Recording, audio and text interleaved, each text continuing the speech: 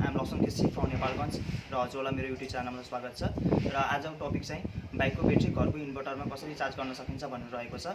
र यो लकडाउनले गर्दा मेरो बाइकको ब्याट्री कम्प्लिटली डेड छ र प्राय सबै बाइकहरूले यो प्रब्लम चाहिँ फेस गरिराख्नुपर्छ होला। र आज म हजुरलाई बाइकको ब्याट्री कसरी चेक गर्ने र बाइकको ब्याट्री चाहिँ घरको इन्भर्टरमा कसरी चार्ज गर्ने भन्ने कुरा चाहिँ भन्छु। तपाईले हेर्न सक्नुहुन्छ यो सेल्फ स्टार्टले पनि काम गरेको छैन र चाहिँ अब चाहिँ हामी चाहिँ यो बाइकको ब्याट्री चाहिँ खोल्छौँ। अब चाहिँ हामीले यो पछाडिको चाहिँ सिट चाहिँ खोल्छौँ। सिट खोलिसकेपछि यहाँ दुईटा बोल्ट देख्न सक्नुहुन्छ। हामीले दुईटा बोल्टलाई खोल्छौँ।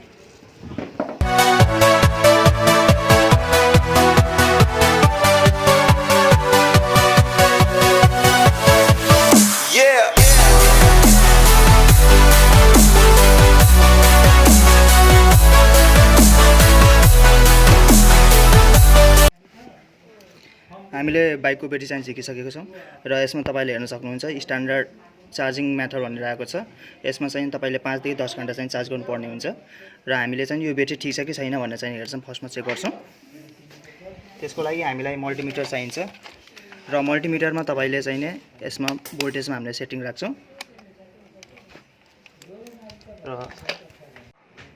र हामीले यो रेड वायरलाई चाहिँ पोजिटिभमा राख्छौँ ब्याट्रीको र यसलाई चाहिँ नेगेटिभमा राख्छौँ र हामीले हेर्न सक्छौँ चाहिँ त्यहाँ चाहिँ हाम्रो 12.11 चाहिँ भोल्ट चाहिँ देखाइराखेको छ र चाहिँ यो ब्याट्रीलाई चाहिँ चार्ज गर्नु चाहिँ आवश्यकता छ। हाम्रो ब्याट्री ड्यामेज छैन र यदि तपाईँको चाहिँ ब्याट्री चाहिँ 10 भोल्टभन्दा तल देखाइराखेको छ भने तपाईँको ब्याट्री चाहिँ ड्यामेज छ, तपाईँले ब्याट्री चाहिँ चेन्ज गर्नै पर्ने हुन्छ। र तपाईँको चाहिँ यदि 11 भोल्टभन्दा तल छ भने चाहिँ तपाईँले चाहिँ एटलिस्ट चाहिँ 12 आवर्स चाहिँ चार्ज गर्नुपर्छ र हाम्रो 12 भोल्ट छ, त्यसैले हामीले चाहिँ 6 देखि लिएर 7 आवर्ससम्म चार्ज गर्छौँ।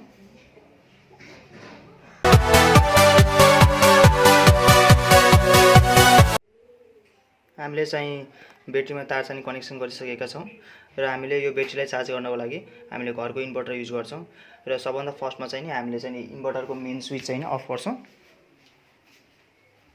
र हामीले मेन स्विच अफ गर्यौँ।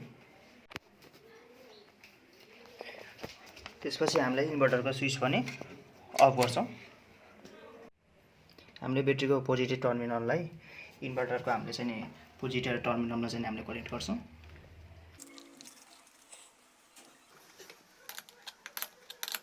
त्यसपछि हामीले ब्याट्रीको नेगेटिभ टर्मिनललाई इन्भर्टरको नेगेटिभ टर्मिनलमा कनेक्ट गर्छौँ। त्यसपछि हाम्रो चाहिँ इन्भर्टरमा हामीले चाहिँ कनेक्सन गरिसकेको छौँ र हामीले यसलाई चाहिँ 6 आवर्सको लागि चाहिँ हामीले चार्जमा चाहिँ राखिदिन्छौँ र हामीले इन्भर्टर अन गर्छौँ र त्यसपछि हामीले मेन स्विच पनि अन गर्छौँ र हामीले यसलाई चाहिँ 6 आवर्सको लागि चार्जिङमा राख्छौँ। हामीले चाहिँ ब्याट्री चाहिँ चार्जमा लगाएको 5 आवर्स भइसकेको छ। अब चाहिँ हामी चाहिँ यसलाई मल्टिमिटरमा चेक गर्छौँ। अब चाहिँ हामी यो ब्याट्रीको भोल्टेज चाहिँ चेक गर्छौँ। अहिले मल्टिमिटरमा हेर्न सक्नुहुन्छ अहिले चाहिँ 13.44 भोल्ट छ। यसको मतलब हाम्रो ब्याट्री चाहिँ अलमोस्ट फुल भइसकेको छ। अब हामी चाहिँ यसलाई यो ब्याट्रीलाई चाहिँ अब हामी बाइकमा चाहिँ जोड्छौँ।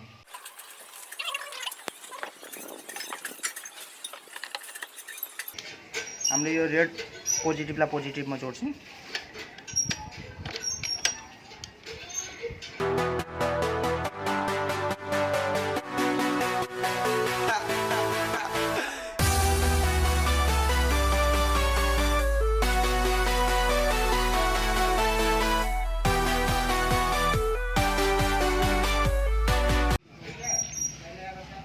हामीले चाहिँ बाइकको ब्याट्री फिट गरिसकेको छौँ र अब हामी चेक गर्छौँ हाम्रो ब्याट्रीले काम गरेको छ कि नै भनेर। अब बाइकलाई अन गर्छौँ र सेल्फ दिन्छौँ।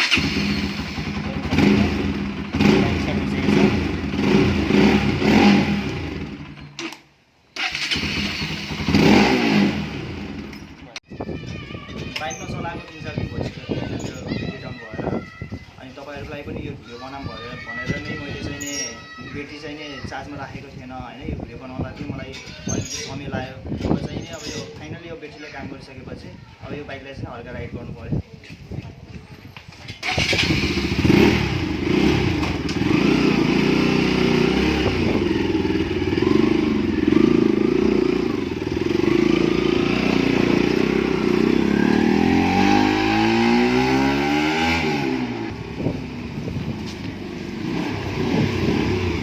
Thank you guys for watching होइन। यो च्यानललाई सब्सक्राइब गरिदिनु होला र अब चाहिँ अपकमिङ भिडियो चाहिँ मैले यो मडगार्डमा चाहिँ बनाउँदैछु custom mudguard. So guys like subscribe चाहिँ गर्नु बिर्सिनु होला। Thank you for watching.